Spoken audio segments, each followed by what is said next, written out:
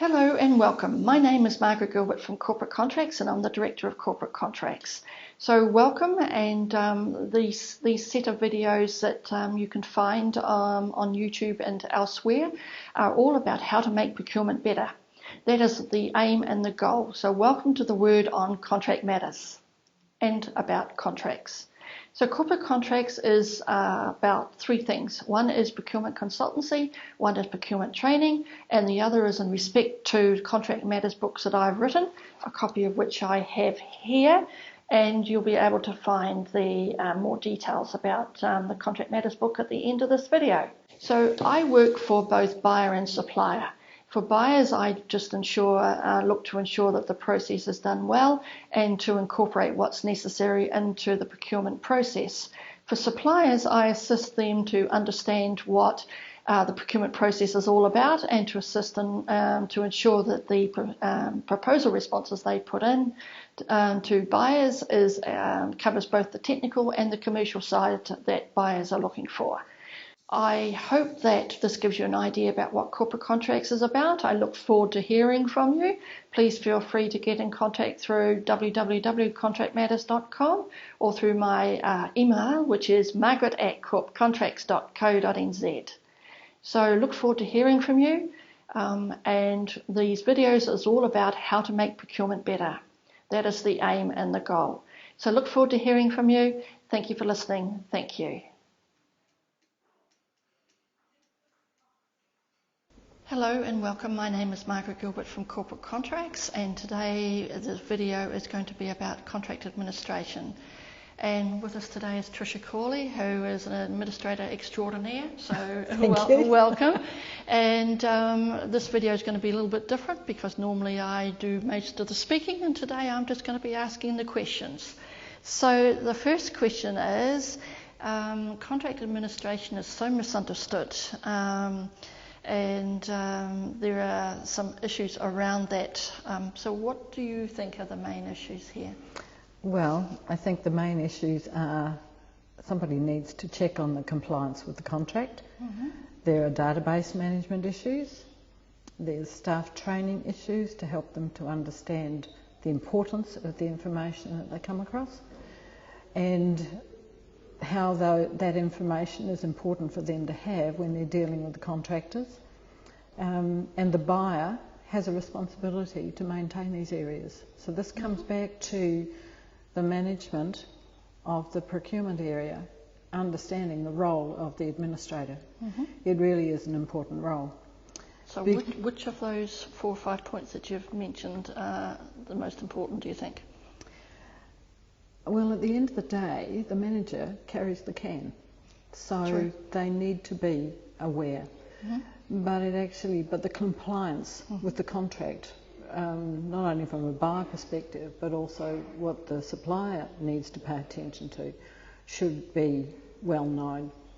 Now, that's a deal of work, given that you might have a whole bunch of contracts and they might not all be the same. Mm-hmm. So a database highlighting these differences is actually really important to have. Mm-hmm. And of course, a database can be linked through hyperlinks to key documents for either the supplier, the contract. A whole bunch of different things can be put into a database whereby the key information can be pulled up really quickly. Mm-hmm. And also maintaining a complete record of the process from the time an RFP goes out to all the information that comes back in, the tender documents and all that kind of stuff, right through to contract award, is really important. Because if any supplier wants to have a review of the award decision, then that information needs to be available. Right. Because an auditor will come in and they will go through it with a fine-tooth comb. They need to document how the decision was made. That's mm-hmm. right. Mm-hmm. Really, really important. I'm interested in the word compliance because that is such a good word when it comes to procurement, but is often right from the beginning, right through, if we're talking about the contract administration, that there is a lot of confusion around that word, and it is important to, to me it's not difficult, but there needs to be compliance, and sometimes there isn't, which is why contract administrators really have to follow up, right? Yeah, and the thing is too, with compliance, it's not just really compliance with the contract. They've also got to think about compliance with the policies within the organisation. And one that comes to mind is the policy on receiving gifts. The other is the financial delegation policy. And those two things in particular are things that should be well known and occasionally looked at and checked up on. I think in terms of the processes for looking at the way a decision was made, then the evaluation criteria also becomes really important. Now that could differ contract to contract. So the administrator, as well as the manager or the client relationship manager, whoever's dealing primarily with the administration and the supplier, they need to be aware of the evaluation criteria and how that is set out and how it's applied, and have that final decision being recorded somehow so that it's clear. Because when the auditors come in, they're going to be looking for detail that assures them that the process was fair and unbiased. And if they find bias, or if they find things have not been done correctly, then, and that should also be in the procurement policy, then there are questions, valid questions to ask. But if it's all there in the file, it's easy. It's really easy. Of course it is. It's just a matter of paying attention. It is indeed. So the next question is sort of, you know, you were talking about a procurement plan. Of course, well, we need to follow that up in terms of like a procurement strategy. And do you believe that the strategy needs to link into the organisational business plan or strategy as well? Yeah, absolutely. Sales and marketing need to know what the procurement plan is. Finance need to know, because while they might pay the invoices, they really ought to have their eyes and ears open for whether these things are valid, whether milestones have been kept, whether the things that need to be ticked off before payment have actually taken place, like performance indicators and milestones. It's just a shame though that that doesn't always happen. No, but the procurement strategy should be part of the annual plan. It should be well known through the management of the company that these things, this particular area, if it's known, then management can actually tailor some of their sales and marketing and finance things around the expenditure of procurement, because in actual fact, while they might get money from it, they also are spending. So those things need to be. But since a lot of organisations don't have procurement strategy, it's hard to align it to the organisation as a whole. Well, it's a useful conversation to have, and I mean particularly I'm thinking in terms of the finance, risk and audit area. If you've got a forward-looking expectation of where your money is going to go, then doesn't that make some sense from a finance perspective? Yeah, it kind of does. Which brings us to the next question in terms of what do you think that contract administrators can do to ensure that the necessary payments are made? Because sometimes throughout after the contract management side of things, there's a little bit of confusion as to sometimes when payments should be made and when they shouldn't. Again, this is something that there should be some conversation with finance around this, so that both the contract administrator, who might be passing on the invoices to finance to pay, there possibly should be a little bit of a question mark or checklist that has to take place, because they need to be checking with the client relationship manager to find out whether the milestones have been met. What does the contract say about payment? Are they paying on a monthly basis, or are they paying on milestones or key performance indicators, in which case there should have been a performance meeting? There's a whole lot of detail underneath some of these things that somebody needs to be aware of. And also for finance to actually know what those triggers are, so that they don't go paying unnecessarily or ahead of time, or where the contract supplier has actually been reminded that their KPIs are not being met or something, and therefore payment needs to be withheld until those things are corrected. And who's going to keep an eye on that? Yes, it's the manager's responsibility, but in actual fact a lot of this work is delegated to a contract administrator. Yep. And they have to carry a huge amount of detail in their heads around these things. So it's also sad but true that some payments get made when they shouldn't, especially around milestones, right? Because the milestones might not have been met, or the deliverables might not have been met. But sometimes, because the two sides of the organisation don't talk to each other, sometimes that finance ends up paying them when they shouldn't be, because the milestones are not being met.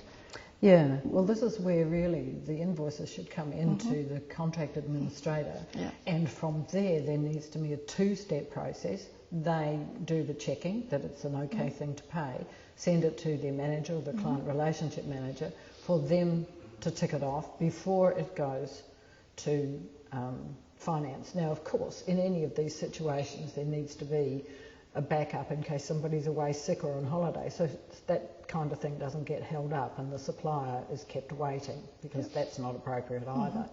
So there are processes that need to be considered so that the whole financial thing runs really smoothly. Yeah, and there should also be that the accounts payable people should ask questions as well, and sometimes they don't. They just feel that their role is just to pay invoices, but it'll be good to be, to have a double check and all the rest of it. So,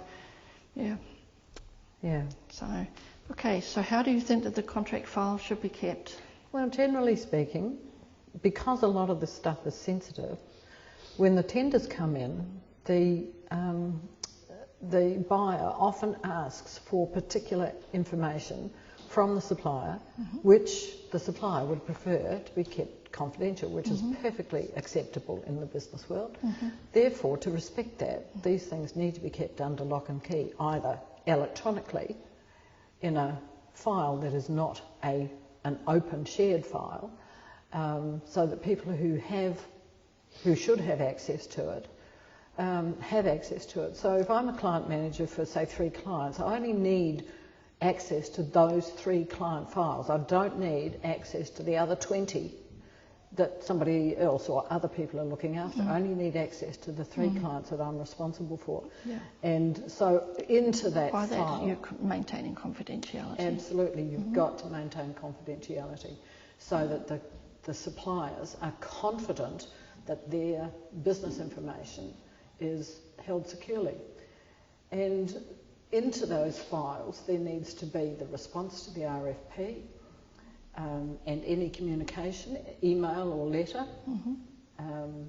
Even if there are important texts, they can all be sent to a computer and be saved. The evaluation criteria and the information on the decision-making process should also be part of that file. The RFP shortlist or decline, because the client may not actually have met the specifications for what the buyer's looking for. Then there's the negotiation appointment and all that process information, and the final negotiated contract, which must be signed and dated. It is not valid without both signatures.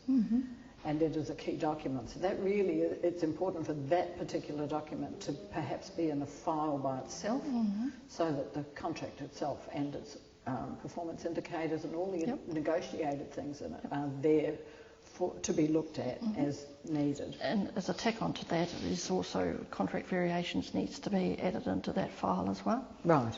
So that there is a complete paper trail, or so to speak, whether it's manual paper or whether it's electronic. Well, with a signed document, it's actually helpful to have a paper copy. And I'm a believer in paper contracts. Well, I must admit I tend to be as well. Have it in both places. You can scan the signed copy and put it into the computer.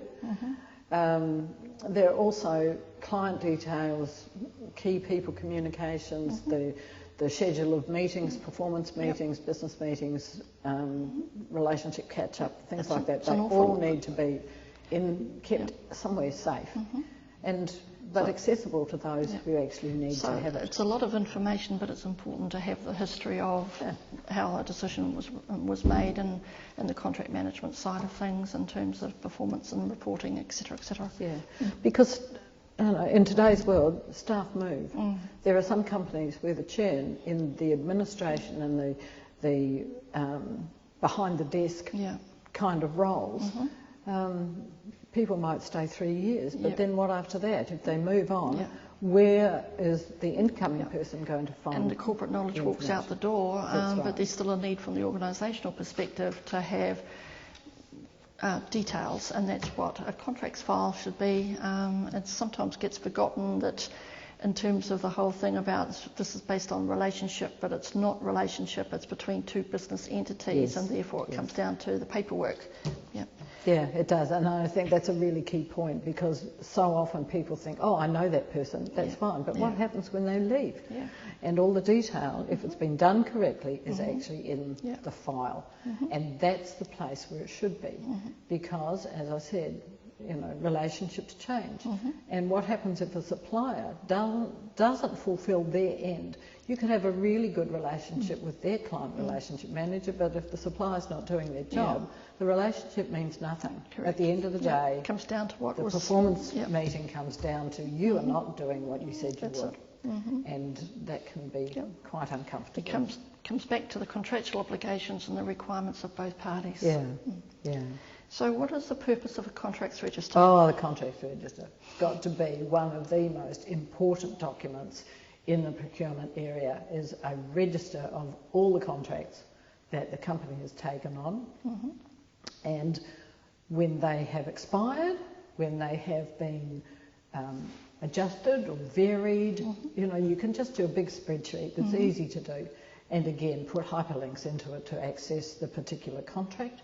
But you know, to have something that is a living document, because the contracts register is a living document, to have a contracts register is really, really important. It's interesting though, Trish, that you say that, and I believe, and I agree with you that that's what should occur, but the amount of times I have asked organisations as to whether they had a contracts register or they knew how many contracts they had or whatever, and the answer was no. So it's a bit scary to think that an organisation doesn't know the number of contracts that it has, and therefore it doesn't know its obligations. And the sad thing is, people tend to think, people who say that sort of thing, tend to think, oh, we don't have many, but then you start to ask the questions and get them to actually enumerate what they've bought this year, and they end up with 15 to 20, which may not be hugely. Each contract may not be a huge amount of money, but I tell you what, you add up the pence and it soon becomes dollars, cents, and soon becomes dollars.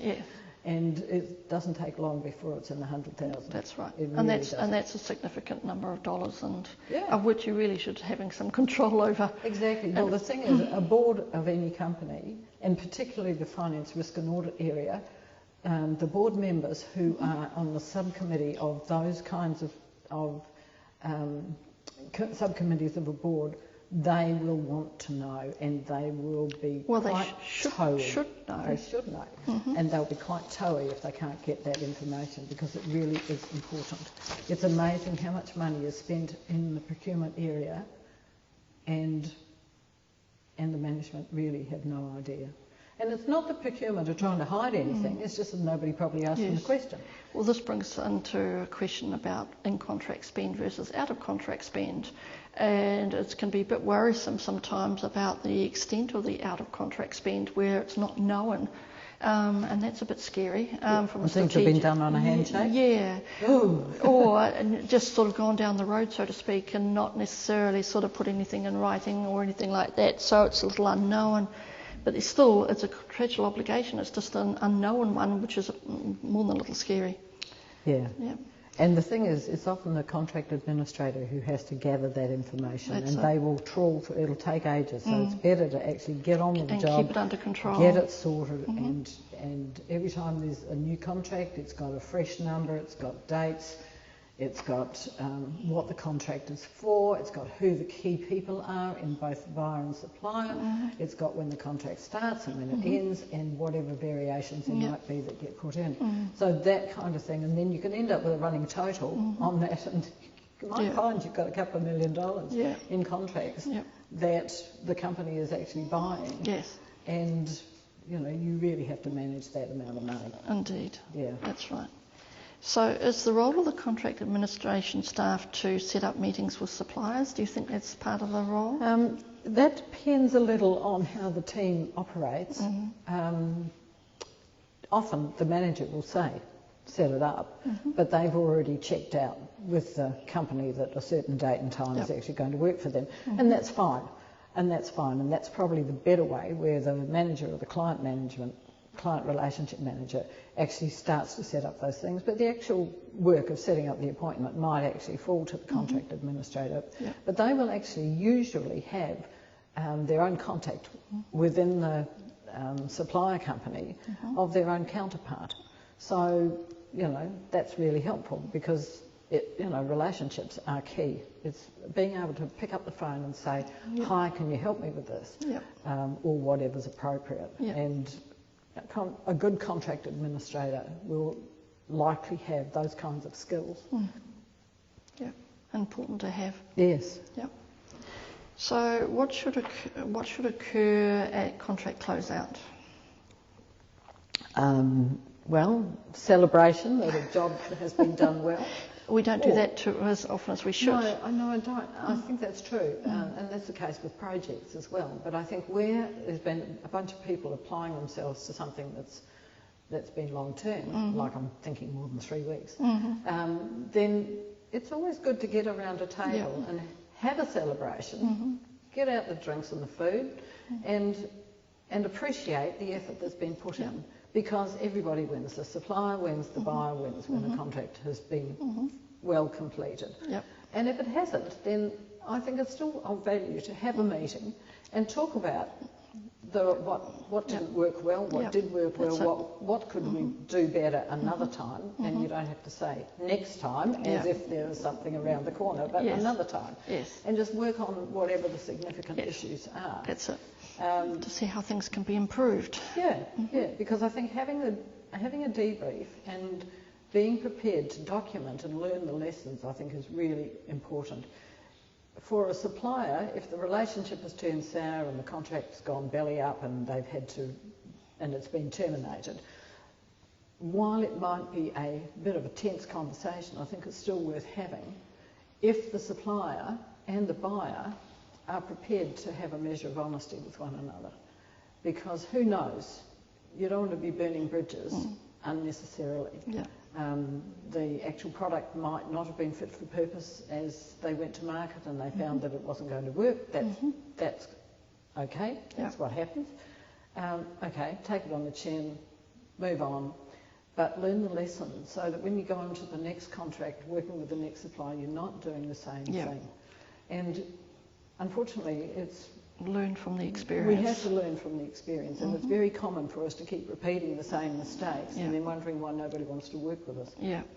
So I think we should take the time to learn. Really. Absolutely, and communication is a key area in any relationship, business or personal. And we all have to.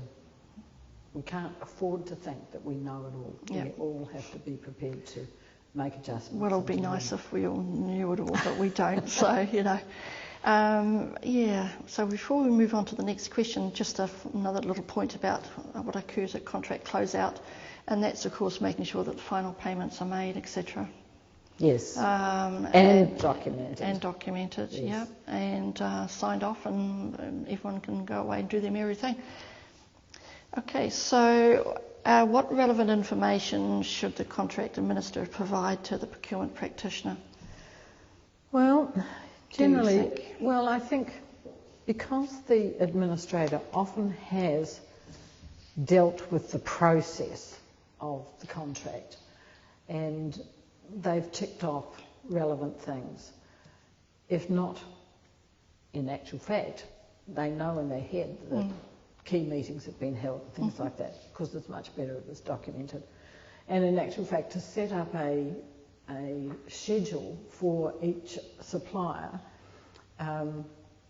that has the dates of, because often these meetings are all set out at the beginning of the contract, that they're going to have a performance relationship meeting, maybe on a monthly basis, or they're going to do the key KPIs or what have you. They're going to have a relationship meeting where they might go and have a cup of coffee or have the heads of the company get together, on a 6-monthly basis to see how it's going, what have you. Those sorts of things are important. But if the administrator has a calendar schedule, that is really helpful, and then they can just mark off that this has happened, and it's up to the people who are involved in the meeting to then do a file note around those meetings, and so it's added to the file. And it could be that everything was hunky-dory, everybody was happy, payments have been made, everybody's on track, great. Or it could be, actually, this shipment didn't come in on time. It's a good point to sort of raise issues early if there are any, and then to be able to deal with them rather than allow the frustration on either side to grow and then sort of becomes more of a big issue later. So I'm a great believer in regular meetings as well. So and also the contract administrator also does quite a lot of diary management. So they have a responsibility to make sure that any new staff coming in and looking after particular clients also have those diary dates put into their calendars. So, and that there is some kind of handover if that's at all possible. With new people coming in, it's really quite important to do that. Sometimes that's where the problem is, isn't it? That there isn't a very good handover to the administrator who doesn't have all the knowledge and the facts of what has gone before, and that makes their life difficult. Yeah, it does make the administrator's life difficult. They really need to be in meetings. If they're handling contracts, it's really helpful to have them in the meeting where the buyer company is discussing things, so that they're aware of what the changes are and what the influences are that are taking place. Because most good administrators will file that stuff away. They mightn't actually write it down, but a good administrator, somebody will say something about a particular client and all the stuff they know will come to the front of their head. And they might not actually use it, but it's there. Good administrators are people who pick up information out of the air, so to speak. And then they do this amazing sifting process in their heads.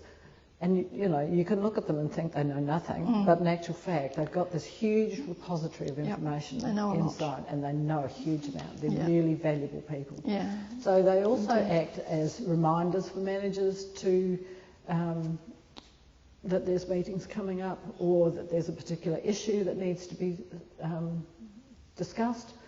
And as I said, they have often got relationships inside the supplier company that are really useful, and they know what's going on. They are really, really good people. They know where the information in the system is kept, and they can probably access it quicker than anybody else. Often because they've put it there, and they know how the system works. So there's this whole being able to put the hand on something that is is really useful to be able to do. Rather than being lost or can't be found or whatever. Yes, and I mean when contracts are drawing to a close, then there needs to be some planning about next steps and how that's all going to happen, and the administrator needs to be involved in that, particularly if they're having to set up meetings and catering and There's no point in coming to administrator like 2 hours before the meeting that has been set up by somebody else and saying, oh, can we have? I mean, that drives administrators crazy. Give them a week. If you knew them was there. They're kind of left to pick up the pieces, aren't they? Often. So, I mean, they're really important people, and they usually more than willing to bend over backwards and help. Indeed. So earliest knowledge is really good. So whose responsibility is it in relation to contract management? Well, it's the procurement manager, or it's the client relationship manager. It depends on where the line of authority title sits with, and various team members are there to support the responsible staff member to ensure that there's a successful outcome. So I think there's and the administrator is part of that. But I think at the end of the day, it comes down to the procurement manager's responsibility. They're the ones who are going to front up to executive management. Indeed. So at what stage does the person undertaking the contract administration step away and the procurement practitioner step up, so to speak? Well, again, it comes back to where the line of responsibility lies, and it's the manager's responsibility ultimately for how the contract is managed, for the performance meetings and how the relationship goes. The administrator is there as a very solid support, reminder, somebody who's going to say, you know, the contract's got, you know, another 6 months to run, how are we going to deal with it then? Just so that they're helping the manager stay ahead of the game. I mean, I know that business life is actually really important, and I think in today's world where the business life just rolls so quickly, a lot of decisions have to be made very quickly, and not always with full information, but it's been my experience that even decisions that are made seat of the pants, if you like, are usually good decisions because they come out of, whether it's the administrator or the manager, they come out of the experience of having to manage the business and understanding what they understand. So the contract administrator's role is key in keeping the process rolling with up-to-date data management. It is so important that databases are kept up to date. Communication around the client and also communication around the team. Being part of the team meetings is really, really important, and being able to lay their hands on the relevant information that is required. They have a really... So it's a huge job. It is a huge job. It's a huge job, and it's full of a whole bunch of what seems to be trivia data or trivia information. It's only trivia when you until you don't have it. Well, it can become really important when you don't have it. But these people play a very big role in managing the minutiae of contract management, a contract administration, and they do play a very important role in the team, in keeping things running. So at the end of the day, the contract file for each supplier needs to be complete. And one of the things that I have recommended is a check sheet at the front of the contract file that has the key milestones and the key dates, the key payment dates, so that they can be just ticked off. They can be ticked off. They could actually be attached to the contract's register as a hyperlink to be pulled up as different things get taken, and they can just be ticked so that anyone looking at the contracts register could look at that top sheet and say, right, we've fulfilled all our responsibilities and here's the proof. Tick, date, tick, date, tick, date, date everything. Date everything. That sounds like a plan. It's a good thing to have. Yes, it is. So that it stops people from just forgetting about things, and if they just got something to base it on, then they can sort of tick it off, as you say, and work through it. Now, I know that one of your books has got a comprehensive area of administration. Indeed. Would you like to talk about that? Sure. Some of the things that we've been talking about today can be found in the Contract Matters book, the Practical Guide to the Contractual Process, which I have right here, and copies of which can be found on my website, which is www.contractmatters.com, or through my email address, which is margaret@corpcontracts.co.nz. So it's kind of important. It's kind of considered to be not too important sometimes, but it can be the most important thing, especially when you need to find some facts on the matter, and if you haven't recorded it, then trying to rely on memory is not a great way to go. Well, I think that a lot of interesting things have been talked about today, and thank you very much for your time in terms of going by your experience in terms of this whole area of administration. So I appreciate your time. Thank you. Thank you very much.